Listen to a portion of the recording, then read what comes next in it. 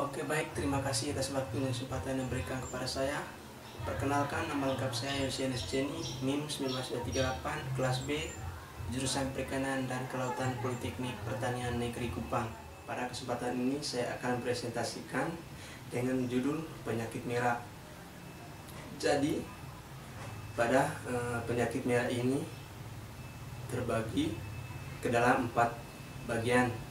Yang pertama itu bioekologi patogen, terus yang kedua gejala klinis, terus yang ketiga diagnosa, dan yang keempat itu adalah pengendalian. Jadi yang pertama-tama saya akan menjelaskan mengenai bioekologi patogen. Jadi pada ekologi patogen ini terdapat 3 bagian. Yang pertama itu merupakan penyakit bakteri yang sering terjadi pada umur ikan, baik jenis ikan air tawar, ikan air payau, maupun ikan air laut. Terus yang kedua, infeksi bakteri ini biasanya berkaitan dengan kondisi stres yang diakibatkan kepadatan tinggi, terus penanganan yang kurang baik, dan kondisi air yang kurang mendukung.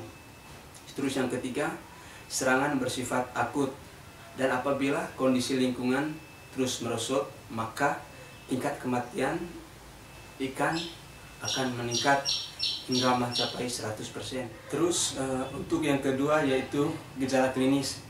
Jadi gejala klinis yang terdapat pada ikan itu, yang pertama itu warna tubuh kusam atau gelap. Terus yang kedua, nafsu makan pada ikan itu sangat menurun. Terus yang ketiga yaitu kulit pada ikan itu kasat ataupun kasar. Yang keempat, pendarahan yang terjadi pada pangkal sirip ekor ikan. Terus yang kelima, sisiknya itu lepas dan terdapat luka-luka kecil di mulut. Terus yang keenam itu ikan mati atau ikan lemas itu biasanya sering ditemukan baik di atas permukaan air maupun di dasar kolam. Yang ketiga yaitu diagnosa. Jadi di diagnosa ini terbagi juga 2 bagian. Yang pertama itu isolasi dan infeksi bakteri melalui uji biokimia. Terus yang kedua, deteksi gen bakteri melalui teknik poliomerase. Sedangkan untuk yang terakhir ini adalah tahap pengendalian. Jadi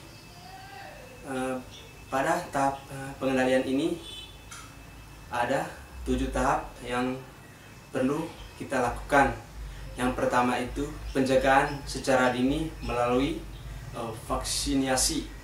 Terus yang kedua, desinfeksi sarana budaya sebelum dan selama proses pemeliharaan ikan. Terus yang ketiga, pemberian unsur imunstimulan, misalnya penambahan vitamin C pada pakan secara rutin selama pemeliharaan ikan. Terus yang keempat, menghindari terjadinya stres. Sedangkan yang kelima yaitu memperbaiki kualitas air secara keseluruhan, terutama mengurangi kadar bahan organik terlarut. Yang keenam, pengelolaan kesehatan ikan secara terpadu, baik ikan, lingkungan, maupun patogen. Oke baik, terima kasih. Mungkin sekian video presentasi dari saya. Sebelumnya saya minta maaf jika ada salah kata dalam video presentasi saya. Saya mohon maaf sebesar-besarnya. Terima kasih banyak.